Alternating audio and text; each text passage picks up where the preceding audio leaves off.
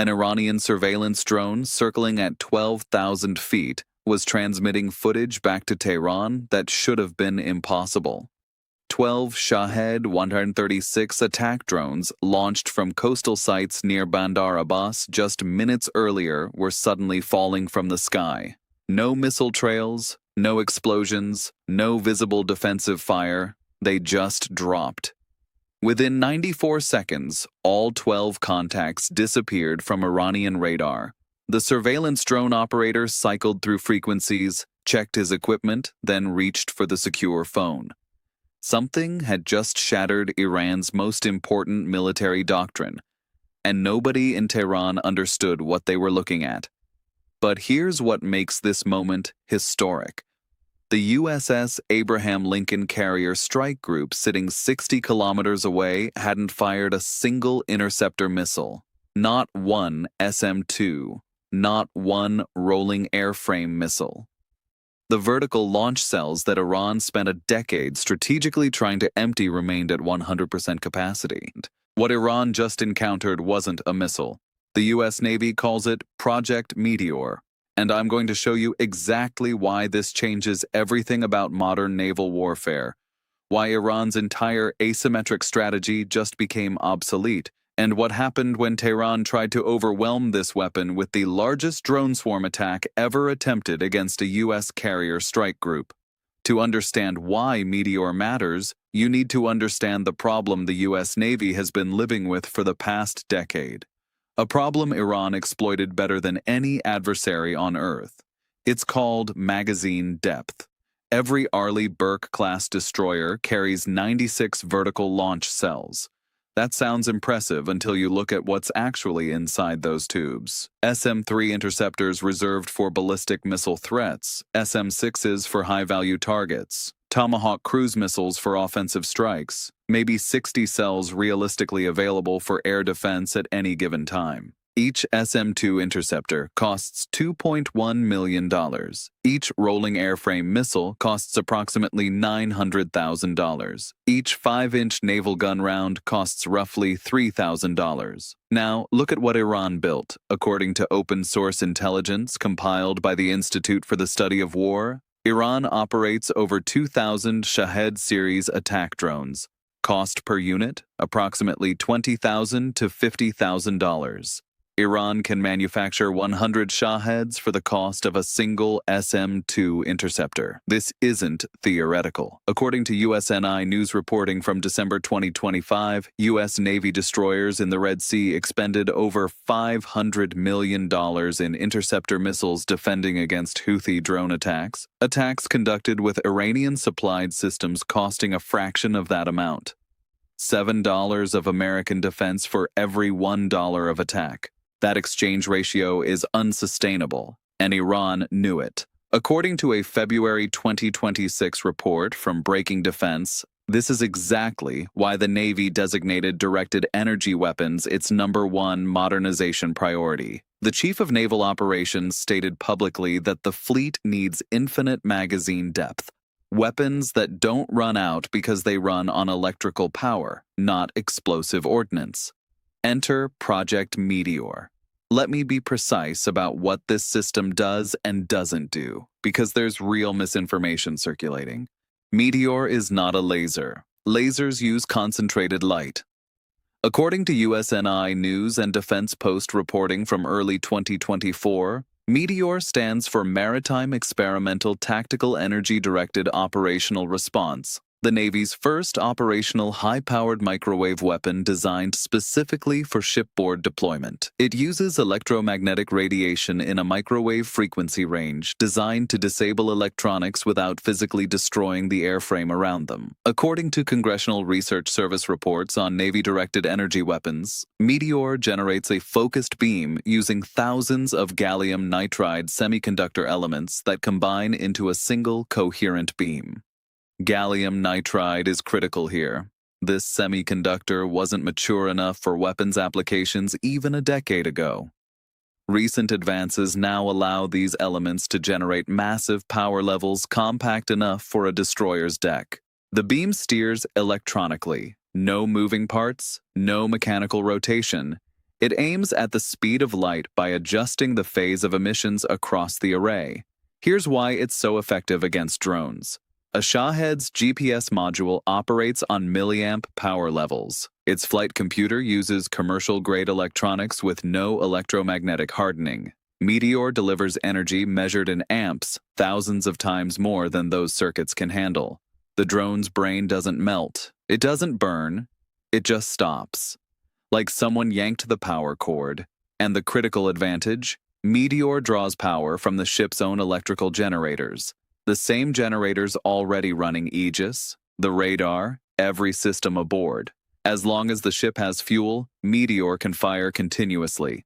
Iran spent a decade trying to drain American magazines. METEOR's ammunition is diesel fuel. But there is a catch, a significant one, and Iran is about to find it. Back to February 4th. 0600 hours. 12 Shaheds heading for the Lincoln at constant altitude. At 25,000 feet, an E-2D Hawkeye painted all 12 contacts within seconds of launch. According to Naval Air Systems Command specifications, the Hawkeye's AN/APY-9 radar tracks objects the size of a cruise missile at ranges exceeding 550 kilometers while processing over 2,000 contacts simultaneously. Within 1.2 seconds, every ship in the strike group had identical targeting data via cooperative engagement capability. Distributed sensor fusion turning multiple ships into one integrated weapons platform. The tactical action officer could have ended this with METEOR in 15 seconds. He didn't. Why? Because the Iranian Mohajer-6 surveillance drone circling overhead was streaming live video back to Bandar Abbas. The U.S. Navy wanted Iran to see exactly what they expected: expensive American interceptors destroying cheap Iranian drones the traditional way. 5-inch gun rounds, CIWS bursts, rolling airframe missiles, standard doctrine burning standard ammunition. 12 drones destroyed in 94 seconds. Cost to the U.S. Navy, approximately $2.5 million. Cost to Iran, $360,000 in drones. Exchange ratio, $7 of defense for every $1 of attack. That surveillance feed transmitted every detail back to Tehran. Iranian war planners watched and saw exactly what their doctrine predicted. American magazine depth depleting against asymmetric saturation. The trap was working. At 0650 hours, Iran escalated. 76 Shaheds lifted off from 3 coastal sites, 41 from the northeast, 35 from the east, plus 20 more hugging the wave surface at just 50 meters altitude. Wave 1 depletes the magazine. Wave 2 walks in through exhausted defenses. Except at 0720 hours, the tactical action officer gave an order that confused half the combat information center. METEOR to weapons free. All sectors. On the destroyer's forward deck, between the vertical launch cells and the bridge, sat a flat panel array roughly the size of a commercial refrigerator. No rotating antenna. No gun barrel. Iranian intelligence had cataloged it months earlier as a communications upgrade. Threat classification, non-threatening. At 0735 hours, the northeastern formation entered engagement range at 18 kilometers. 41 contacts in a 25-degree arc, 6 minutes to impact. METEOR fired, and you wouldn't see anything. No beam, no exhaust, no light. In the Iranian ground control station near Bandar Abbas, the operator watched 37 drone telemetry feeds go to static simultaneously. No missile warnings, no explosions. The contacts simply stopped transmitting and fell. He cycled through backup frequencies, checked his ground equipment, then reached for the secure phone. What he couldn't understand, what Iranian engineers wouldn't figure out for hours, was that there was nothing wrong with his equipment. 4 drones at the formation's outer edge had been riding just outside METEOR's 30-degree engagement cone. 6-second recharge. The weapon slewed 15 degrees and fired again. 4 more debris tracks in the Gulf. Eastern formation next. 35 contacts bearing 090 degrees. METEOR reoriented and fired. 35 Shaheds nosed over and dropped simultaneously. No sparks, no fire, no visible cause. Engagement time, 15 seconds. 76 drones down. Vertical launch cells at 100% capacity, untouched. Then, the 20 reserve drones dropped to 20 feet above the surface. At that height, they vanished completely into sea clutter. Wavecap radar returns masked every contact. The Hawkeye lost track. SPY-1 couldn't separate them from ocean surface noise. 20 armed contacts disappeared from every display in the strike group. And here is Meteor's critical limitation. The weapon needs a radar track to aim. Without targeting data, the most powerful microwave system on Earth cannot engage. 12 minutes to estimated impact. At 11 kilometers, a merchant tanker forced the sea skimmers above the radar horizon. 18 contacts reappeared. 2 had crashed during the low-altitude phase. Flying at 20 feet on commercial GPS with no terrain awareness is exactly as reliable as that sounds. 2 Meteor pulses dropped 16 more. The final 2 the CIWS handled at 3 kilometers. 2 bursts, 2 debris clouds on the water. Final count, 96 drones launched, 96 destroyed, interceptor missiles expended, 0. In Tehran, 96 telemetry feeds had gone dark. Satellites showed wreckage, but no missile exhaust trails, no interceptor tracks, no visible defensive fire of any kind. Something had broken the model. At 800 hours, Iran escalated to their War College scenario. 2 Khaliji Fars anti-ship ballistic missiles launched from mobile launchers near Shiraz, Mach 3 terminal descent, 650-kilogram warheads, electro-optical seekers that adjust aim in the final seconds against maneuvering ships. Simultaneously, 80 more Shaheds launched from 4 coastal sites. And from Bandar Abbas Harbor, 6 fast attack boats surged out at 52 knots, each armed with 2 C-802 anti-ship cruise missiles. 3 timelines running simultaneously across 3 domains. Ballistic missiles demand immediate SM-2 response. Fast attack boats require helicopter or gun engagement. Drone swarms saturate whatever defensive capacity remains. 4 SM-2s punched out of the vertical launch cells toward the ballistic missiles. And here is the problem nobody outside the Navy discusses openly. Those interceptor flight paths cut directly across Meteor's northeastern engagement sector. A microwave pulse doesn't discriminate. It will disable a $2.1 million SM-2 guidance package exactly as fast as a Shahed's GPS chip. For those 11 seconds while friendly interceptors transit the cone, Meteor must go dark in that sector. Iran had accidentally stumbled into the exact attack profile that stresses this limitation hardest. But Aegis handles the choreography autonomously. The fire control computer maps every threat trajectory, every interceptor flight path, every microwave arc, and every timing window where they overlap. SM-2s routed through corridors clear of the microwave cone. Meteor assigned sectors with no friendly ordnance in transit. The weapon fires between interceptor passes with millisecond precision. The tactical action officer doesn't manually control any of it. The SM-2s intercepted the ballistic missiles at 30-kilometer altitude, $8.4 million to stop warheads that would have destroyed a destroyer.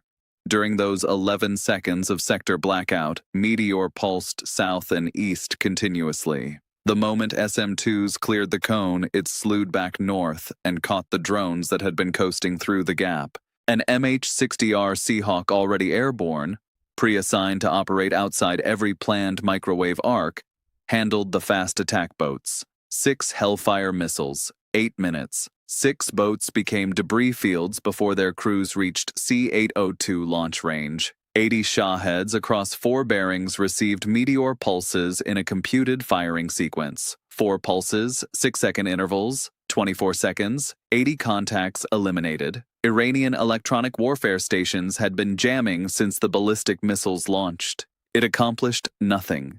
Meteor only transmits.